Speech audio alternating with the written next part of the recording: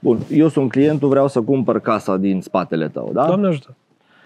Ți-o vând la preț 200.000. Vreau să o cumpăr, după ce am văzut, mi-a plăcut, am înțeles ce înseamnă, mi se potrivește și apare ideea și nevoia de credit imobiliar. Ce fac atunci? Adică care-i primul pas pe care tu mi-l recomand să fac când știu ce vreau?